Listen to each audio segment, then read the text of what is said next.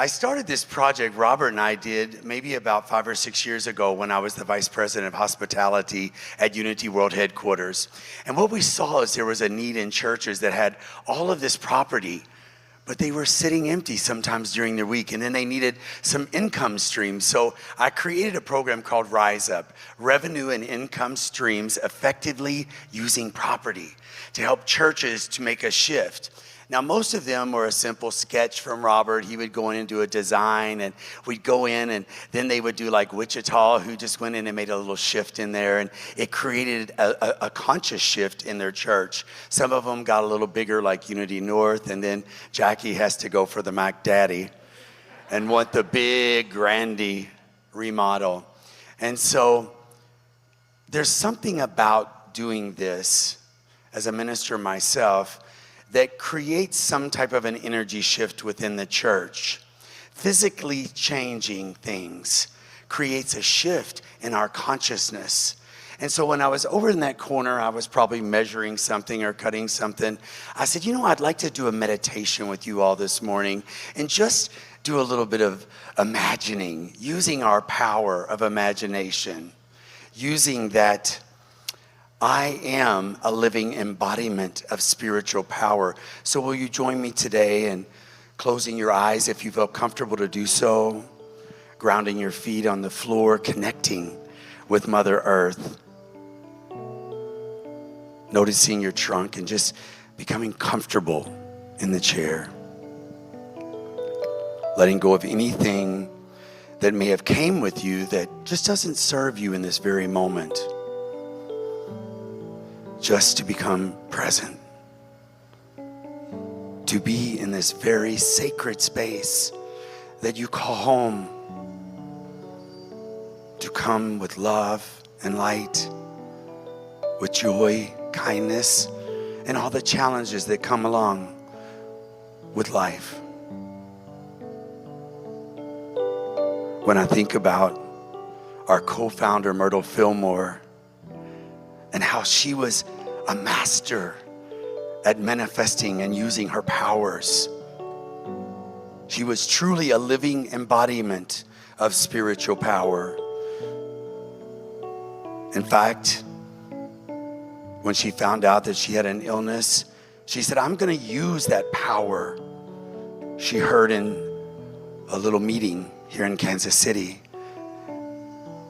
She went home and found a sacred space where she talked to her cells.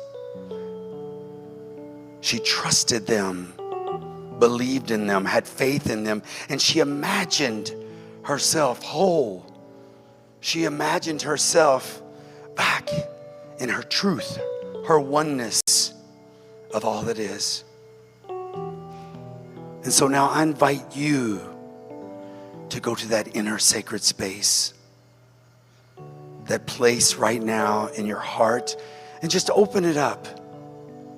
Go into that powerful mind and allow it to receive.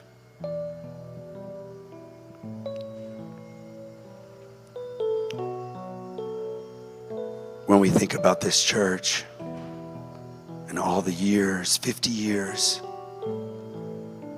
of learning the message from Myrtle Fillmore, the message of going within. I want you to imagine going within that space right now for this church. We're going to use your power of imagination. I want you to imagine next week the church door opens with a different consciousness, a different way of being, different energy. Myrtle taught us that by using physicality, we can manifest. By using imagination, we can manifest that which we want to appear in our lives. I want you to notice the events coming through this door. I want you to see the people, notice their faces as they're excited for a sacred service, to see somebody in their life that's going to get married. Everyone in the family has came into this church to celebrate that union, to celebrate that sacredness, that bond. And you're their host. You're the host. Now imagine a graduation party, the work that it took for that person to go through school, to study, and they are doing their event here. Notice the faces, the smells, the feeling you get as you watch them walk into this space, this sacred space that you deem as holy, deem as your sacred home, that you open the doors wide to receive them. Notice that feeling in your heart, how that feels to be the host of the Christ. All the Christ that walk through this door. You are that host. We know that with that becomes abundance and prosperity beyond measure.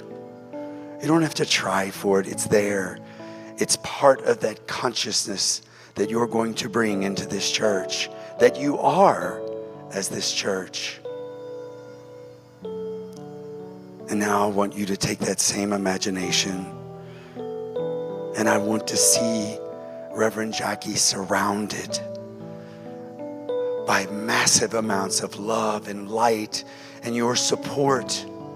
For she has gone to a place that is fearless, that is scary, that is risky. She's put herself, her life, her consciousness on the line for you. What a blessing. What a blessing to see such courage, to say we're going to be that different church. We're going to be open and inclusive and loving and sharing. All are welcome here. All. That's you. That's this church. Notice how that feels in your heart to feel that kind of love. That's you. That's you embodying your spiritual power. And so, as we end this meditation, we think about the gratitude in our hearts, the gratitude for all the people before you that brought you to this very moment, this moment to be able to open the doors for people all over the city, for every type of event, for church, for prayer, meditation. This is your church. This is your church. I am a living embodiment of spiritual power. We are. This church is the embodiment of spiritual power. We love. We share our light, our joy. We are now that place, that open and welcoming place to receive, to love. And for this we're grateful. And so it is. Amen.